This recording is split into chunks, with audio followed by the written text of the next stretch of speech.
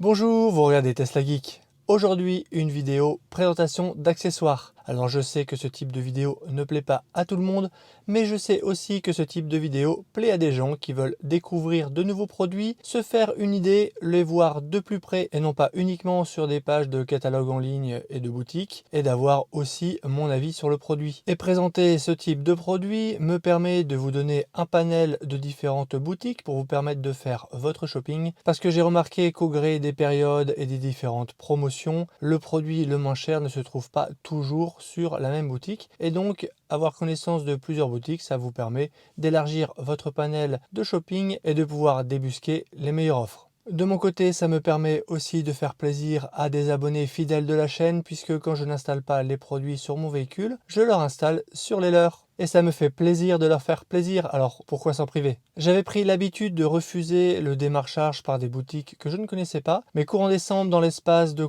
2 semaines, j'ai été contacté par 3 boutiques différentes avec des produits plutôt sympathiques, et je me suis dit bon bah pourquoi pas finalement regarder ce qu'elles ont, servir de bêta-testeur de ces boutiques-là. Si ça se passe bien, je vous en parle. Si ça se passe mal avec elles, eh bien je ne vous en parle pas et tant pis pour elles. J'aurais aimé réussir à espacer un peu les vidéos parce que j'aime bien varier le contenu et ne pas faire que des vidéos d'accessoires. J'ai vraiment envie de parler d'autres choses, d'actualité, tout ça. L'actualité ayant été assez riche sur décembre, début janvier, j'ai pas pu sortir ces vidéos accessoires, et donc là elles risquent de s'enchaîner un peu rapidement, notamment parce que j'ai envie d'être parmi les premiers à vous présenter certains produits. Aujourd'hui, il s'agit de evbase.com qui m'a envoyé, regardez-moi, cet écran pour les places arrière.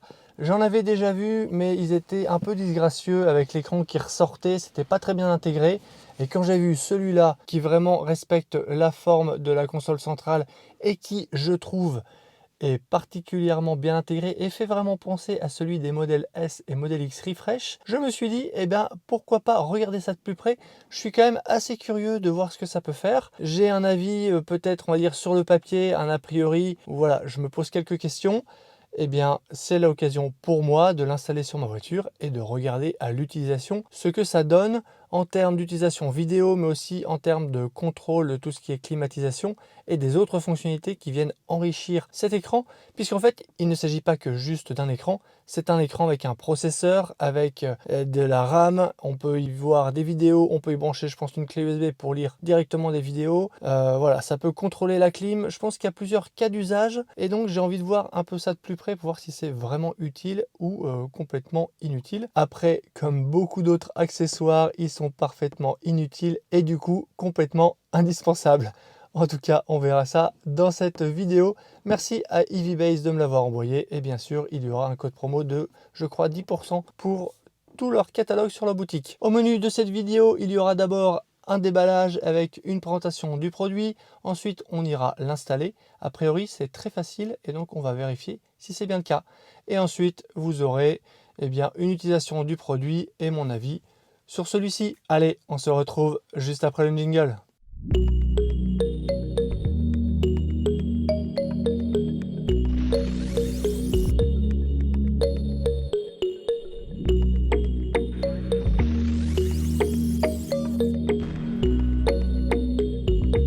Alors le colis se compose de ce démonte garniture juste ici qui va nous permettre d'enlever le cache à l'arrière de la console centrale. On a cette boîte qui nous explique très clairement le produit. On voit qu'on a un grand écran ici de 7 ou 8 pouces. Ici des sorties pour la partie aération et les ports USB qui sont là, qui sont repris, et je pense qu'il y en a même 3, 2 au format USB-A et 1 au format USB-C. Ouvrons tout de suite le colis. On retrouve ici un livret de garantie. On a ici une notice rapide d'explication, on verra ça ensemble. Très bien emballé, on a les produits, et là la surprise ça a été de voir l'emballage. Je pense que le colis a été ouvert à la douane, qu'ils ont essayé de regarder à l'intérieur ce qu'il y avait, ils ont voulu le sortir et ils l'ont attrapé un peu n'importe comment et ça a arraché le truc. Bon, heureusement tout est très bien à l'intérieur. Donc ici on va voir l'écran et ici on a les harnais, les câbles en Y.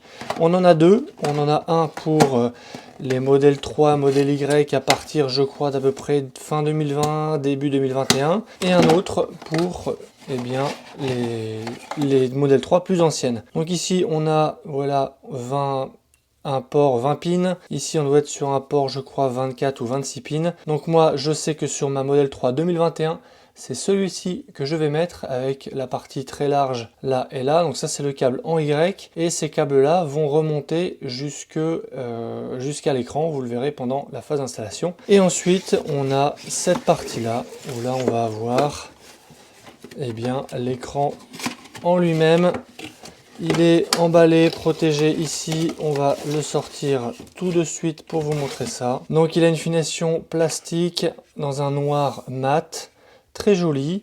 On retrouve ici les aérations, on retrouve 3 ports USB, 2 USB-A, un USB-C. Ici il y en a un qui doit servir uniquement pour la recharge et un ici qui permet, je pense, d'avoir de la donnée pour alimenter par exemple en MP3 ou en vidéo l'écran et pouvoir y connecter des médias et pouvoir les lire directement sur cet écran. Et là on retrouve tout ce qui va être climatisation soufflerie avec ces petits joints en mousse.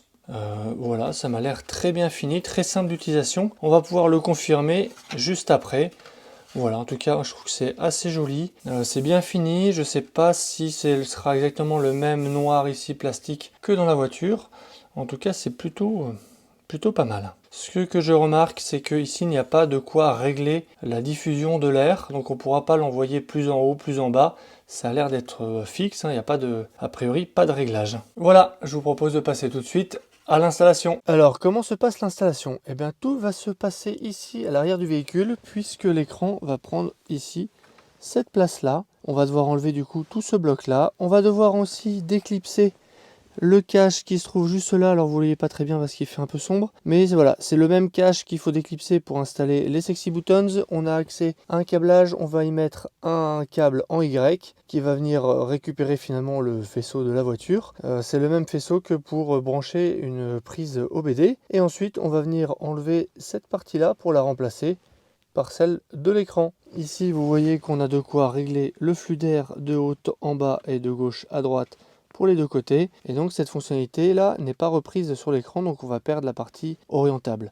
Ici, j'ai l'alimentation de mon support de téléphone compatible MagSafe avec recharge à induction. Le câble passe très discrètement ici le long pour aller jusque sur le côté de l'écran. Donc, je vais le débrancher et il faudra que je puisse le rebrancher au centre ici. Avant d'enlever le cache, moi ce que je vous conseille, c'est de bien sûr d'avancer les sièges avant, de couper l'alimentation afin de pouvoir débrancher le câble et mettre le câble en Y. Et ensuite, on va faire très attention pour ne rien abîmer. Et puis, on commence tout de suite. Donc vous voyez la prise bleue ici, on va la déclipser et on va pouvoir mettre à la place. D'un côté, on va venir mettre ça et de l'autre, on va mettre ça. Ça va permettre finalement de s'insérer entre les deux et de pouvoir dialoguer et de remonter des informations dans ce câble-là. Pour enlever ici, c'est très simple, on met ses mains de chaque côté ici et là et on bascule comme ça. Avec une seule main, c'est un peu compliqué. Voilà. Hop, on fait attention. Hop, ça s'enlève assez facilement. Et qu'est-ce qu'on découvre ici? Eh bien, on voit qu'on a un câble ici qu'on va déclipser et qui sert à alimenter toute la partie USB et qui va du coup donner du courant à notre écran. Ensuite, on a notre fameux câble en Y. Le câble qui dépasse un peu plus long, on le fait passer vraiment ici, là, tout en dessous, il y a un petit espace sous le plastique et ça va permettre de le faire revenir. Vous le voyez juste en dessous là, sous la partie climatisation. On va essayer de ne pas emmêler les câbles. Voilà, donc il arrive juste là. Et après, il pourra se brancher sur l'écran. C'est assez facile à passer. J'ai même pas eu besoin de tire-câble. Je l'ai passé du coup par le bas pour le remonter. Et après, on va pouvoir connecter. Ensuite, il suffit de prendre ce câble-là d'origine et de le connecter avec le connecteur de notre nouvel écran.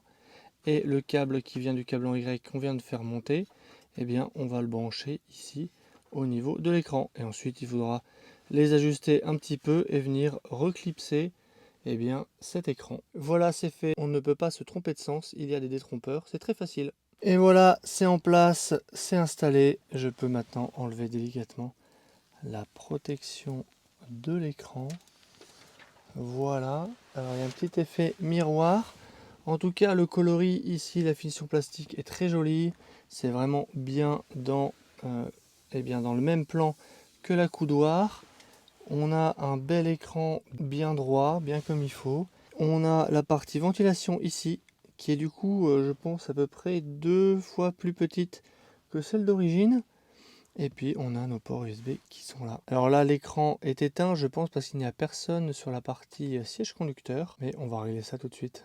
Et voilà, une petite pression sur le siège conducteur pour faire croire qu'il y a quelqu'un et l'écran s'allume. En termes d'utilisation, ici on est sur la page d'accueil, la petite maison nous le montre bien, ça ne bouge pas, on est sur la page d'accueil. On a un rappel de la température extérieure, du niveau de batterie, les contrôles audio ici, un accès à une galerie d'applications.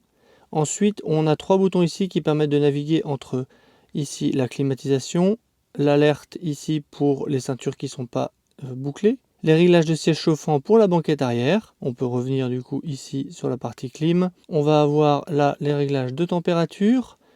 Ici pour activer ou désactiver les aérations. Ici pour l'arrière. Un rappel de l'heure, je ne l'ai pas encore mis à la bonne heure. Ici, on a accès à un écran qui affiche le niveau de la batterie. C'est pas forcément hyper utile pour les passagers arrière. Et on a un réglage ici de la climatisation. Comme au niveau des aérateurs, là on n'a pas de réglage, et bien ici, contrairement à la Model S, on ne peut pas contrôler le flux de manière tactile, ni même comme la Model 3 pour la partie avant. Ici on a des réglages, je suis pas hyper convaincu que ces boutons fonctionnent, en tout cas moi je n'ai pas la purification, c'est uniquement pour les modèles Y. Keep, ça doit permettre de garder la climatisation allumée quand on quitte le véhicule, ça permet aux personnes aux places arrière de continuer à avoir de la climatisation même si le conducteur sort de la voiture. On a les réglages de température ici. Le gros défaut, on va dire d'un point de vue logiciel de cet écran et de ces contrôles, c'est que pour que ces contrôles-là, ces instructions soient efficientes, pour qu'elles fonctionnent, il faut au préalable qu'on ait lancé la climatisation ici sur l'écran principal. Si on n'a pas lancé la climatisation, bah là ça affiche des choses, mais en fait il ne se passe rien. Donc une fois qu'on a activé la climatisation depuis l'écran central avant, on peut contrôler avec cet écran-là toute la partie clim. Donc là par exemple, je vais activer le chauffage, la climatisation, on entend ça se met en route. Ici, je le sens, ça sort. Maintenant que la partie climatisation à l'avant est allumée, ce que je vais faire ici sur l'écran va être efficace. C'est-à-dire que si je coupe ici le flux arrière, ici, je n'ai plus de flux du tout. Si je le rallume, eh bien, je vais avoir un flux qui va, voilà, réapparaître. Et je peux augmenter la vitesse ici. Et là, vous l'entendez, je pense, ça pulse quand même vachement plus. Je vais le ralentir. Hop. Voilà, vous l'entendez. Le défaut aussi, c'est que ce qu'on affiche ici n'est pas mis à jour sur l'écran central. Donc là, je vais mettre par exemple 22. Et vous le voyez sur l'écran, ça reste à 20. Si par exemple, je viens mettre les sièges chauffants ici, et ben moi, je peux vous garantir que ça va me chauffer les fesses. Mais par contre, si je viens ici, eh bien ça n'est pas affiché. Si j'active celui de droite, eh bien par contre ici ça affiche bien celui de droite, mais ça a coupé celui qui est sous mes fesses. Donc c'est pas tout à fait parfait, et je pense que ça c'est uniquement des choses qui sont logicielles et qui pourraient très bien être amenées à être corrigées. Voilà, c'est un petit peu dommage. Ça rend la fonctionnalité, c'est-à-dire que ça va activer le siège, ça va changer la température, ça va activer ou désactiver la climatisation arrière. Mais par contre, on n'a pas le retour à l'écran principal. Et ça, je trouve que c'est un peu dommage. J'espère que ça pourra être corrigé dans des versions, en sachant qu'il y a des mises à jour qu'on peut faire sur cet écran. Pour la partie musique, les contrôles qui sont là fonctionnent. Hein. Si je augmente ou baisse le son, le changement de piste, la lecture, la pause, tout ça fonctionne. Moi j'ai mon téléphone relié en Bluetooth à la voiture, et donc ça va bien contrôler la musique qui est lue depuis mon téléphone, il n'y a pas de souci. Je ne vais pas vous le mettre, sinon ça va être striké par YouTube, mais ça fonctionne, pas de souci là-dessus. Ensuite, on a toute une galerie d'applications avec de la musique, de la vidéo, différents réglages, Chrome. Pour avoir accès à tout ça, il faut bien sûr se connecter à Internet. Une fois qu'on a partagé la connexion Internet depuis par exemple son téléphone, on a l'écran qui est du coup connecté à Internet, et on peut s'intéresser par exemple aux différentes fonctionnalités ici, comme par exemple YouTube, et puis venir, je ne sais pas moi, rechercher sa chaîne YouTube préférée. Une fois qu'on a appairé en Bluetooth l'écran avec la voiture, on peut bénéficier du son de l'écran dans les enceintes de la voiture. Ici le film Sonic, vous le voyez. Mais bien sûr, si on met Apple CarPlay, eh bien le son peut sortir en Bluetooth comme on le fait juste là. La petite inconvénient, c'est qu'on a un léger décalage entre le son et l'image lié au fait que ça passe par le Bluetooth de la voiture. Et le Bluetooth de la voiture a une petite latence.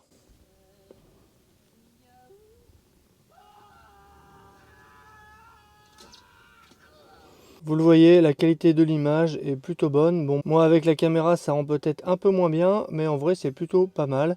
Ici il s'agit d'un film en AVI, un vulgaire DivX, rien de vraiment extraordinaire. On peut lancer CarPlay, avoir Waze, mettre une destination dans le GPS. Tournez à gauche, et puis tournez à droite. Et voilà. Après, quel est l'intérêt pour les places arrière d'avoir accès à ça? Bon, peut-être si on veut donner la visibilité à ses clients en étant en taxi ou VTC, mais bon, je suis quand même assez perplexe sur une utilisation de cet ordre-là. Pareil, ici, la musique. La musique, on peut la contrôler et la faire lire dans la voiture. Ça, à la limite, pour ses enfants, si on veut leur confier la musique sur un trajet, ça peut être plutôt pas mal et ça va sortir par les haut-parleurs de la voiture. J'ai testé la recharge avec un câble, j'ai testé la recharge de mon chargeur avec ici le prise USB-C. J'ai testé aussi ici la partie clé USB pour mettre une vidéo et ça fonctionne très bien. En termes d'utilisation, vous le voyez, c'est très fluide. Là-dessus, il n'y a aucun souci. On clique, ça sonne. Voilà, c'est vraiment très bien. Quel est mon avis sur ce produit? Eh bien, je suis assez mitigé. Sur la partie matérielle, je trouve l'installation très facile, très pratique. Le produit est vraiment bien designé, on a un beau look, ça fait vraiment illusion, on se croirait vraiment au niveau d'une Model S ou d'une Model X. En tout cas, le design est vraiment préservé, c'est une très belle intégration. Là où ce produit pêche, c'est plutôt sur la partie logicielle, avec une utilisation de tout ce qui est contrôle de la voiture, climatisation, siège chauffant. Pour la clim, il faut que la clim ait été lancée d'abord sur l'écran central pour ensuite que ça puisse être contrôlé par l'écran. Donc ça, c'est déjà une première limitation du produit. Et ensuite, il y a le côté visuel parce que les modifications qu'on fait sur l'écran n'apparaissent pas sur l'écran central. Donc si un passager change des choses, eh bien le conducteur, lui, ne le constatera pas. Et ça, je pense que ça peut être réglé par une mise à jour logicielle. J'espère qu'elle viendra très prochainement parce que je trouve que ça nuit à l'utilisation globale, à l'écosystème vraiment de la voiture et ça c'est un peu dommage. Sur la partie multimédia CarPlay, on le voit, ça fonctionne. L'appairage avec le Bluetooth de la voiture se fait plutôt bien. Après dans la pratique, il faut penser à jongler entre son téléphone ou le Bluetooth de l'écran pour l'entendre dans la voiture. Par contre, rien n'oblige d'appairer cet écran au Bluetooth de la voiture. On peut tout à fait l'appairer à des écouteurs Bluetooth pour les passagers. Comme ça, ils écoutent avec leur casque, avec leurs écouteurs et ne vont pas entre guillemets perturber le son dans la voiture sur des trajets. Je pense que c'est surtout un écran sur la partie multimédia qui va plutôt s'adresser à des familles et à des enfants sur long trajet. La partie CarPlay a le mérite d'être là. Je pense là aussi que ce n'est pas une utilisation qui est faite pour connecter le téléphone du conducteur, mais plus les téléphones des passagers, pour qu'ils se retrouvent dans un univers connu et qui puissent évoluer à l'intérieur avec tout simplement leur musique du téléphone, leur vidéo du téléphone, la connexion internet de leur téléphone qu'ils auront appairé et pouvoir par exemple surfer sur YouTube, regarder sur Chrome, des choses comme ça. En tout cas, je pense que l'utilisation elle est plutôt orientée passager et pas vraiment conducteur parce que le conducteur, l'écran, CarPlay, il l'a pas sous les yeux. Donc c'est clairement une limitation pour lui, mais ça peut avoir un usage pour les passagers. Quelle utilisation vais-je avoir de cet appareil? Clairement, mon fils à son âge, 3 ans et demi, de toute façon, dans son fauteuil, il est trop petit pour y accéder et le contrôler lui-même. Si c'est ma femme qui est à l'avant, qui doit lui lancer par exemple un petit film ou un petit dessin animé, clairement ça va pas être pratique de se contorsionner. Je vais plutôt lui donner une chance pour mes beaux-parents, parce que quand je vais les chercher à l'aéroport, ma belle-mère aime bien contrôler elle-même son siège chauffant et la température de la climatisation. Donc, c'est avec eux que je vais le tester. Et si il est adopté par ma belle-mère, il sera adopté dans la voiture. La prochaine fois que je les vois, ce sera courant février pour les vacances scolaires. Donc ce sera l'occasion pour moi de leur faire découvrir cet écran. Et puis j'essaierai de vous faire un petit feedback là-dessus une fois que j'aurai pu tester en grandeur nature avec mes beaux-parents. J'espère que cette vidéo vous a plu, qu'elle vous aura permis de découvrir un bel accessoire bien fini, d'en voir aussi les limitations. N'hésitez pas à utiliser le lien en description si ce produit vous intéresse. Vous trouverez le lien chez Eevee-Base directement. N'oubliez pas que tous les produits qui sont expédiés depuis hors Europe, eh bien à la réception, on a la TVA et une taxe d'import à payer. Donc prenez bien ça en compte dans vos calculs. De toute manière, ce produit est systématiquement livré depuis hors de l'Europe, parce que je ne pense pas encore l'avoir vu chez Green Drive, mais je peux me tromper. Ce que j'ai constaté, c'est que ce produit, finalement, quelle que soit la boutique en ligne où il se trouve, c'est exactement le même. N'hésitez pas à vous abonner pour ne pas rater mes prochaines vidéos. Et moi, je vous dis à bientôt pour une prochaine vidéo. Si tu as aimé cette vidéo ou que tu veux soutenir la chaîne, mets un like. Tu peux t'abonner pour recevoir les notifications de mes prochaines vidéos et aider la chaîne à être mieux référencée. N'hésite pas à donner ton avis en commentaire. À bientôt!